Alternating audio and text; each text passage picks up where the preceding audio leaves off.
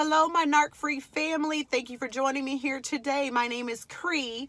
I'm going to briefly discuss with you what the cycle of abuse looks like when you're dealing with a narcissist. So, in the beginning, the very first phase is the love bombing phase. This is going to be very intense. The narcissist they've already pegged you, they've already, probably been on your social media and done some research on you, and they're trying to see, where you go and what it is you do and how you are advantageous for them, how you can benefit them. So they've already sized you up before we get to the love bombing phase, all right? And so when you see them somewhere, you're not knowing that they already know things about you, most likely, all right?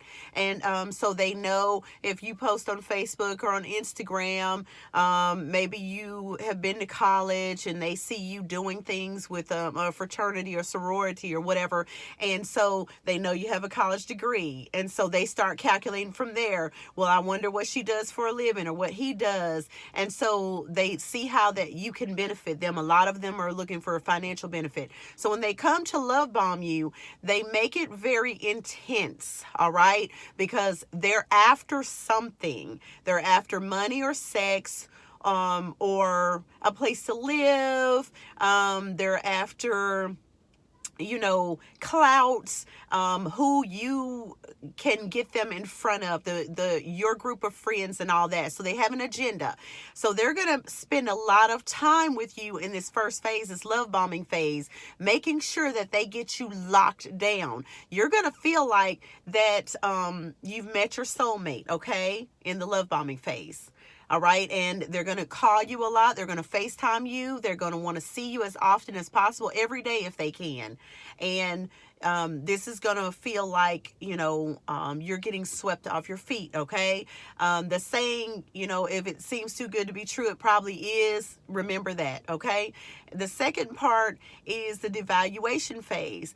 Now, when they start devaluing you is after they've already done the love bombing and they've already got you hooked in. Now they're going to start saying little slick things to you. They're going to say something about your weight, or they're going to tell you, you didn't do as good a job as you thought you did on a project you did for work, or they're going to just do little subtle things, so that they don't come out and look directly like a bad guy, but they are actually abusing you because they're trying to get you to second guess yourself. So now they're gaslighting you. They're using word salad, things that they may not have been doing during the love bombing phase. So you're going to be very confused because you're like, wait a minute, I really like this person. And now, wow, I feel so bad.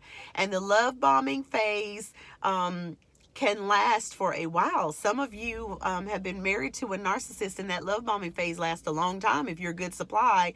And by the time they devalued you, it was at the end when they found someone else. It could be years later. They could have been, especially if they're malignant, they could have been in the love bombing phase for a long time and hiding who they really were, and then started devaluing you at the end. So you think you're not with a narcissist.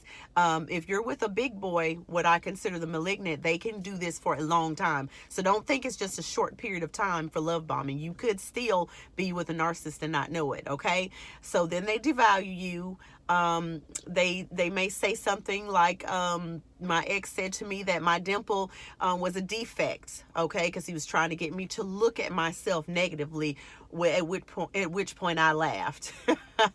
Okay, they'll do things like that, but he wasn't laughing, so he was serious about it. Okay, these are the kinds of little things, or they'll say things around other people about you to try to make you feel bad. They're going to play little mind games with you in this phase. And then comes where they just drop you, the discard.